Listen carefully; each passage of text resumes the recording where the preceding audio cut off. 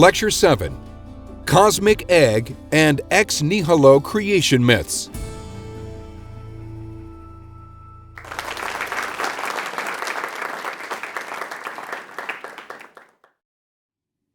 In our last lecture, we did some exploring of different kinds of creation myths. We looked at a Navajo emergence myth, and we looked at a Maori separation of world parents myth. This time we're going to continue that kind of exploration by looking at one cosmic egg creation myth. This one we'll illustrate with the Chinese myth of Pan Ku. And then we'll take another brief look at an ex nihilo. We've already had an example of this in the first Genesis creation story, but this time we'll look more closely at the Mayan creation story from the Popol Vuh and see what they have to tell us. In a cosmic egg kind of creation story, chaos is always seen as the inside of an egg. Breaking or cracking is what initiates creation. It's a similar pattern to what we've had in other kinds of stories, in that what was once mixed up and undifferentiated gets to be separated and divided. And it's been suggested that the cosmic egg may be the most widely distributed kind of creation myth in the world. There are a lot of similarities in all of the cosmic egg story, but there are a lot of variations too, interesting variations, cultural deflections we've been calling them. The Dogon in Mali in Africa have a creator god who breaks a cosmic egg with vibrations, and then he releases twin divinities, the divinity of order and the divinity of chaos, and they continue on with what's going to happen next. In Tahiti, there's a god named Ta'aroa who lives in an egg-like shell which just turns endlessly in space until he breaks the shell. And then he uses the shell to make the world. Part of it he makes into the sky, part of it he uses to make rocks and sand, and then he takes apart his own body to make mountains and clouds and soil and trees and sea creatures. His head he keeps to himself, he doesn't make anything out of that, and his body marvelously isn't destroyed by using it to make the world. These people, in fact, see the entire universe itself as a series of shells. The sky is the shell it contains the sun and the moon and the stars. The earth is the shell that contains stones and water and plants. And the human body itself is seen as a shell. It's always a feminine shell, since it's through a woman that both men and women come into the world. There's a Japanese version of a cosmic egg myth in which in the beginning nothing was separated and all inside the egg was a chaotic mass. And then the separation, when it happens along the lines of yin and yang. The pure, clearer parts of the egg become the sky, and the heavier and grosser parts sink down to become the earth. The Mandi in Africa have a god Mangala who makes an egg in twin parts, and then he requires that the two parts procreate with each other. And that egg and the procreation, plus a few seeds, contain everything out of which the entire cosmos, nature, and humans are made. And the Finnish Kalevala has an androgynous bird that lays an egg on the upraised knee of the Mother of Waters. When that egg opens, part of it makes the sky, the yolk becomes the sun, the white part becomes the moon, the mottled part becomes the sky, the stars, and the black part becomes the clouds. In Lecture 3, we were close to a cosmic egg myth already when we had those gods and goddesses who emerged partly as frogs, partly as serpents from the slime of the Nile, who then produced a cosmic egg, not a comic egg, which was fertilized by Ammon, and from which the sun is then hatched. In other Egyptian myths, the egg is actually laid by Ammon, who lays it as an androgynous goose.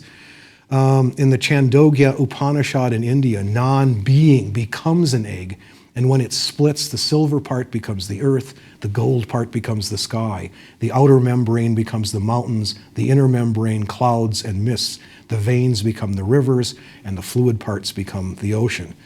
The Brahmanas from India have a creator Prajapati who is hatched from a golden egg after an incubation of 1 year, which the text tells us is about the same gestation period as a cow or a mare or a woman. That is, we could go on like this. There are a lot of cosmic egg myths. This time, however, we want to take a closer look at one of them, that is, at the Chinese myth of Pan Ku. A cosmogonic myth in China is a very rare kind of event.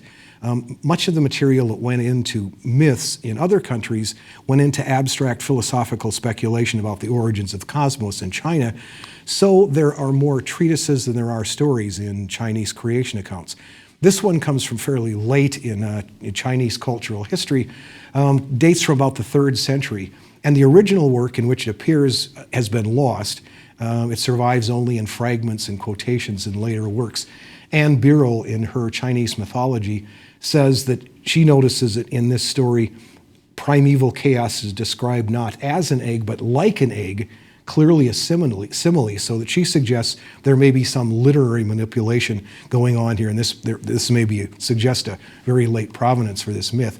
Some people even thought the myth was just made up by some 3rd century author who nevertheless drew on older material, since Pan Ku is at least referred to in earlier works. Since, however, it is so unique in Chinese history, we'll have to use it. But if you come across your reading of this in any of texts that you run across, be prepared for some introductory caveats and perhaps for an occasional variant. In this myth, the insides of everything are mingled like an egg. Pan Ku is engendered inside that egg, where he grows for 18,000 years. He stretches out and bursts the egg, or the egg breaks of its own, and the parts that are light form the heavens, and the parts that are dark form the earth. Barbara Sproul, in her Primal Myth, says that behind this lies a very ancient Chinese conception of yin and yang. The words seem to have originally meant just light and dark, or they may have even been more specifically referred to the dark and light side of a riverbank. But they became a really fundamental conception in Chinese thought, in which yang came to mean brightness and activity and strength and hardness and masculinity, while yin became darkness and passivity and tranquility and femininity. Ultimately, yang became associated with heaven, yin became associated with earth. They are polar opposites, but they are mutually exclusive, mutually interdependent. That is, they cannot exist without the other. One does not mean anything without the other, and they depend on each other for their very existence. We can see how that lies behind this story of Pan Ku, in that the way the egg divides into low and high, into light and dark, into earth and heaven. Once he's released, Pan Ku works to keep the elements separate, sky and earth separate, by bracing his feet against the earth and his shoulders against the heaven. And this, if you think he's doing this with parts that were an egg, this can't be easy. They're slippery, indistinct masses, so he is working very hard to keep them pushed apart. This work of pushing apart the earth and the sky goes on by Pan Ku for another 18,000 years, during which time Pan Ku is growing 10 feet per day, which means that as he keeps pushing, the sky keeps getting 10 feet farther away from the earth every day. And while he's doing this, he's also piling up the earth to make mountains, digging out the valleys. He's making channels for the rivers to flow in. At the end of this 18,000 years, he is totally exhausted. He lies down and he immediately dies. What happens next really belongs in our next lecture, but we need to finish this story. When Pan Ku dies, all of the elements of his body are transformed into stuff needed to finish off creation. His breath becomes the wind and clouds, his voice becomes the thunder, his eyes become the sun and moon, his limbs and fingers become the 4 cardinal directions and the 5 great mountains of the world. His blood becomes the rivers, his flesh becomes soil, his hair and beard become constellations, his skin and body become hair, and his skin and body hair become plants and trees, his teeth and bones become metals and stones. Even the marrow in his bones becomes gold and precious stones. His sweat becomes the rain. A charming little detail of this story is that the parasites that live on his body are impregnated by the wind, and they become human beings. So, as in the story of Marduk and Tiamat, the world here is created out of the body of a divine creature so that we can continue to live on his body. Our dependence on him is captured in the idea that we're descendants of parasites. We are still parasites in some sense, living on his body and depended on him for survival. That second part of the story, the creation of the universe out of a dismembered body, we'll actually take up and do in more detail in the next lecture.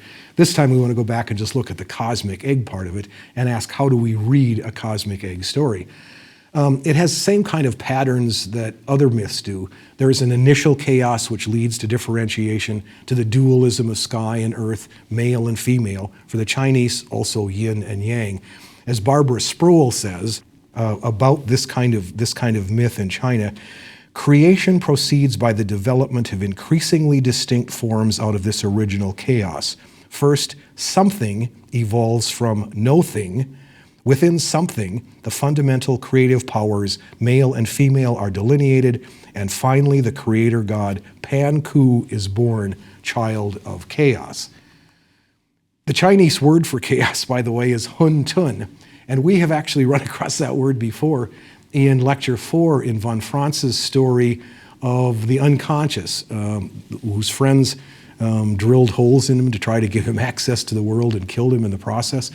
The same word, by the way, and this is also interesting, I think, is used in Chinese cuisine as the name of a sack-like dumpling, which is filled with mixed chopped stuff, which is appropriate since the Hun Tun in von Franz's story is pictured as a kind of sack without any sensory organs at all.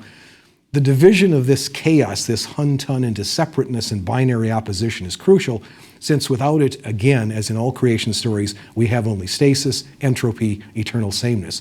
Creation is always posited on the friction of opposition. David McYagan, in his book Creation Myths, says that in a Hindu myth, Brahma begins by starting to try to create things, and he makes a series of mistakes. He winds up inadvertently creating ignorance and creating night, which he then tries to destroy. But he cannot destroy them. They are created, they survive, and they give rise to creatures of ignorance and darkness against which creation will forever be measured. That's what creation is. McYagan also quotes Jakob Boehme, an early 17th century German Christian philosopher, who says this about the need for opposition in creation.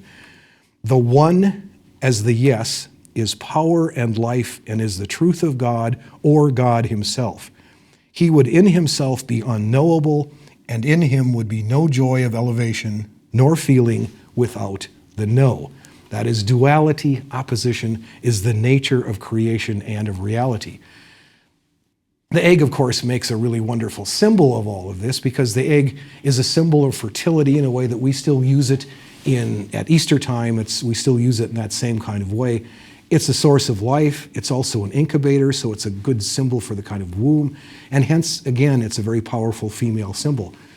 But in some ways, the egg that's talked about in Cosmic Egg Story also is androgynous, or it contains both parts of a duality which then have to be split apart.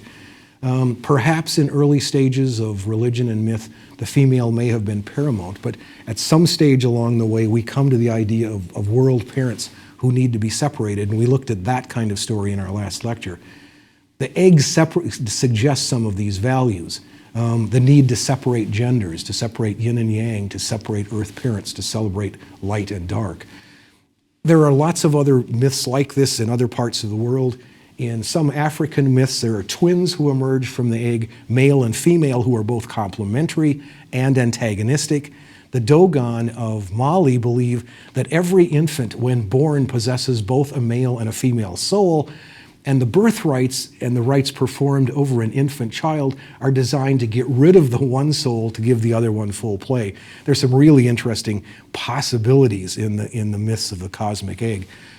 The second kind of myth that we'd like to take a brief look at today is one that we've already looked at in past lectures, and that is Ex-Nihilo. We looked at that already in the first Genesis account. Ex-Nihilo means literally from nothing, but as we've said, usually it involves something pre-existing with God. As Genesis puts it, the earth was without form and void, and darkness was upon the face of the deep, which means there was something already there. Usually God in Ex-Nihilo stories creates by thinking or speaking or dreaming things into existence, but as we've said, it can also involve bodily excretions, as in the Egyptian myth that we looked back at back in Lecture 3, where the Egyptian god either masturbates or expectorates the first divinities into existence. As we mentioned last time, we tend to think of the Genesis account as unique, but it isn't. There are many other ex-nihilo accounts. In a Zuni myth, Awana Willona, the creator god, exists by himself, but then he conceives within himself. He is soul, he is entirely autonomous, he is dependent on no one, but then he conceives inside himself. And as Barbara Spruill puts it in her explication of this myth, the creator god in effect divided himself into chaos and order, not being and being. He conceived a thought within himself and thereby gave birth first to the mists of increase and streams potent of growth, to creative potentiality, the primordial waters, chaos, and secondly to himself as the sun, creative reality, fire, order.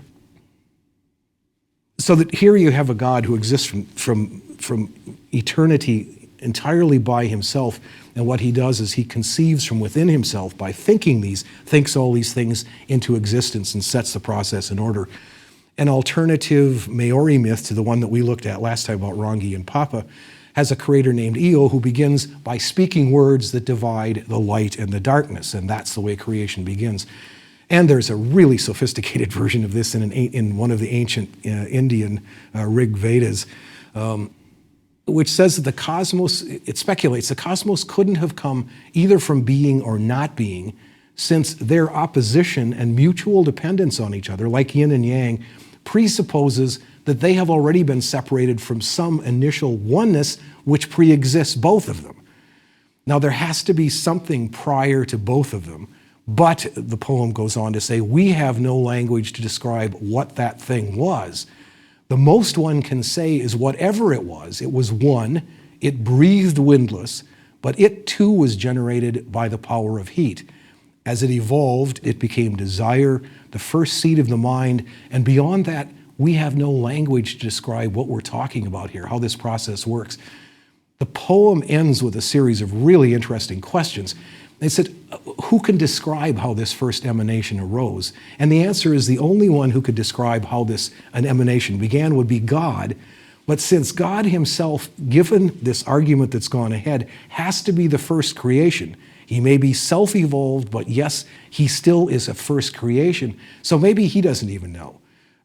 Still, this is an ex-nihilo process, a very complicated one here. And so this is just a reminder that there are all kinds of other versions other than that of Genesis, which we looked at a couple of lectures ago.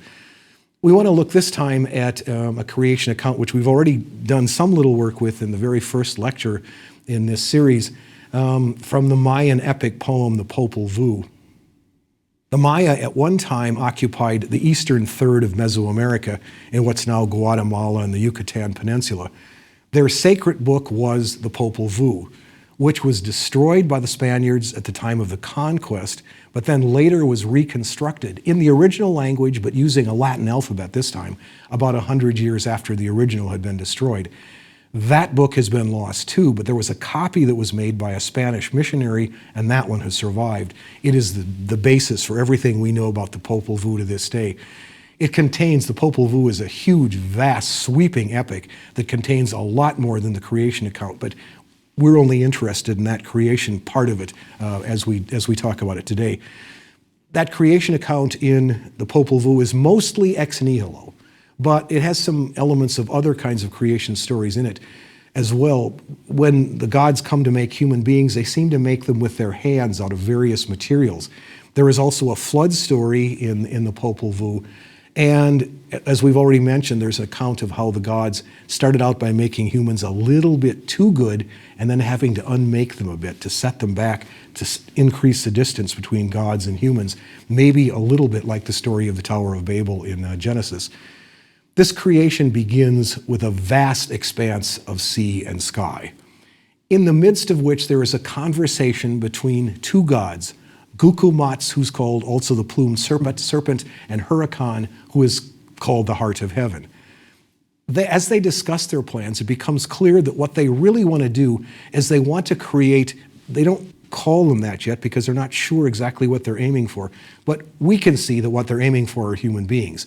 They want to make something like human beings because those humans will be able to praise the gods and will be able to provide food for them in the form of praise and sacrifice. So they begin by making the earth, and they make the earth in the classic ex-nihilo way, simply by willing it into existence. They talk about it, they decide what they want to make, and then they speak the words and it's made. From the moment that the earth appears, it begins to be covered with vegetation. Again, this is simply the will of the gods, and trees and rivers and mountains and all manner of things until the earth is completely full.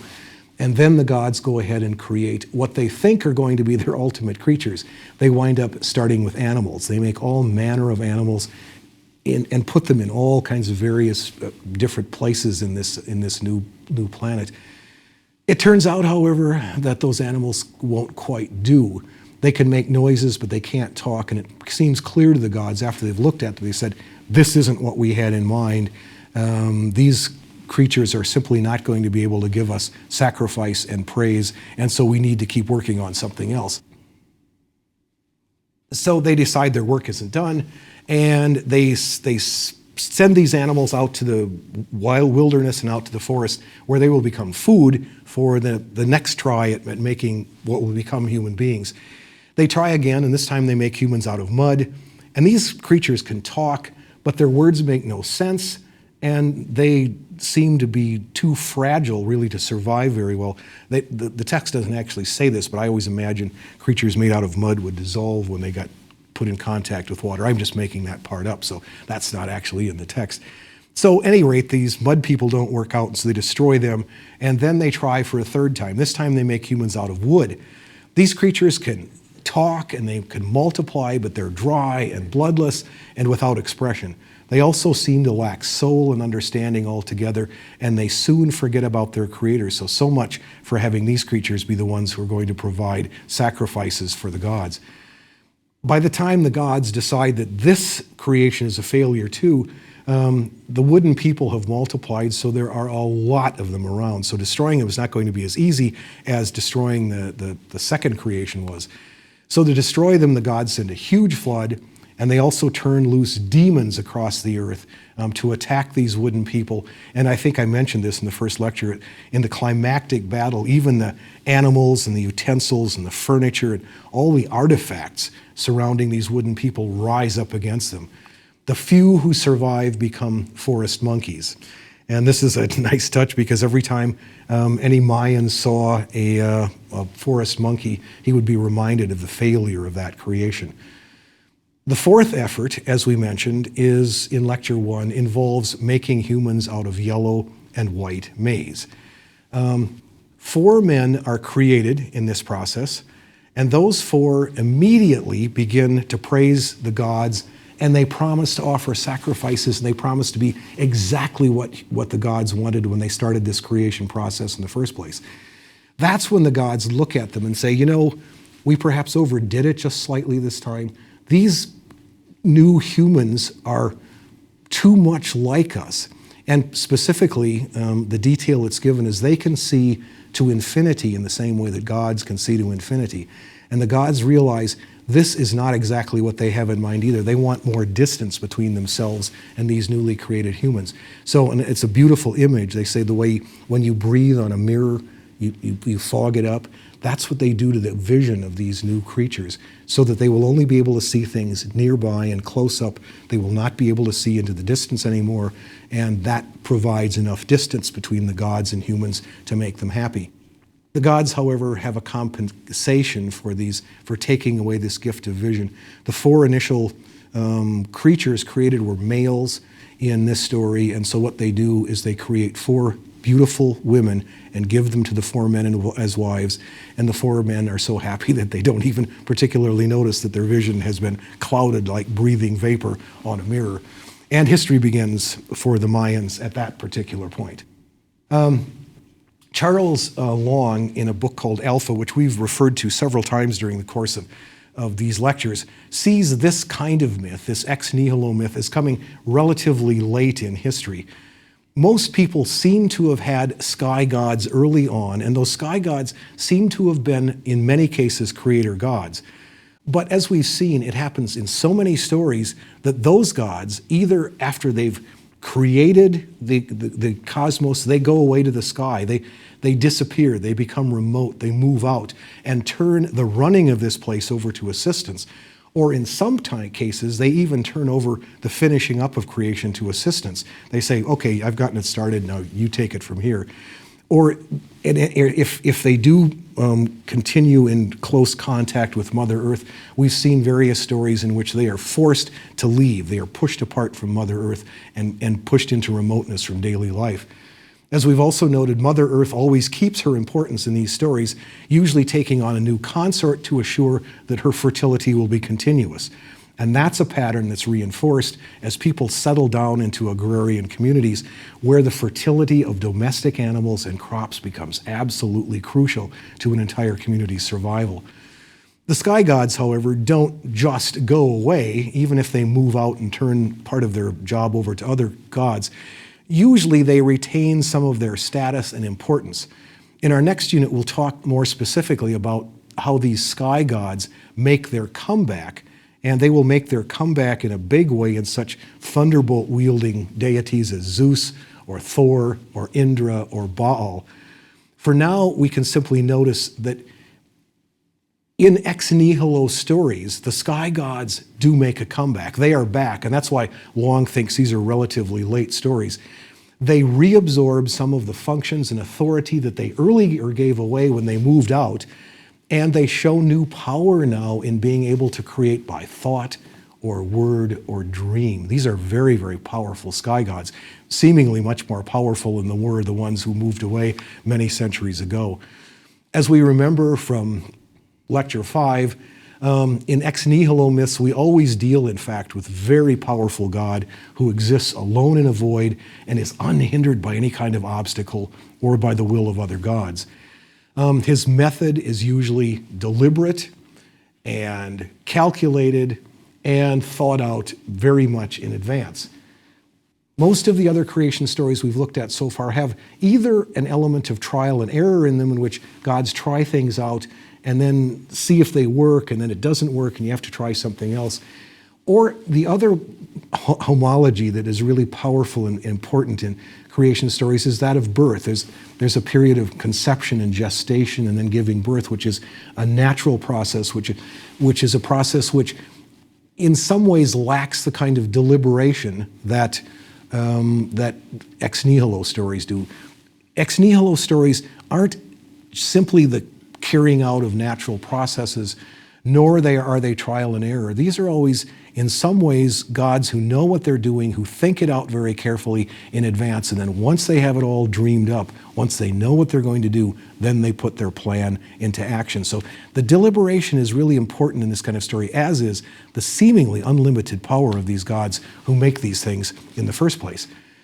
This one, if we look at the Mayan myth that we've just been talking about, this is almost, but not quite, a classical Ex-Nihilo myth. The creators do work with words here until they get to humans, and from there on out, they seem to work with their hands, as many other gods have done in many other myths. And from here on, their method does seem to be one of trial and error, since it takes 4 tries to get humans right, and even then, they kind of overdo it. They make them a little bit too good and have to scale them back a little bit. So this looks like a lot less deliberation than we're used to in Ex-Nihilo stories. We also said back in Lecture 1 that this story suggests that humans, for the Maya, were the crown of creation. And yes, that's true. But we also have to remember this story makes perfectly clear that humans are created for specific services for the gods. And the gods keep fine-tuning until they get exactly what they want. They want humans to be just so, and even if they have to tune them back a bit to get exactly what they want. So there may be a slight suggestion in this story that we've had in the Enuma Elish and in the second Genesis creation story that humans are made in some ways for service to the gods. It's an interesting detail in this myth. Next time we will conclude our sort of Cook's tour of creation myths by looking at 2 more types, our last 2 types.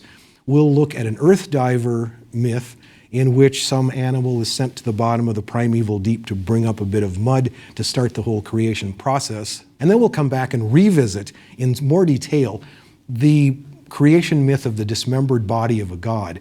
The latter we've already had some experience with in the myth of Tiamat and Pan-Ku, but we'll take another look at another myth and then maybe spend a little bit of time pulling that one apart to unpacking it to see what it says. That's next time.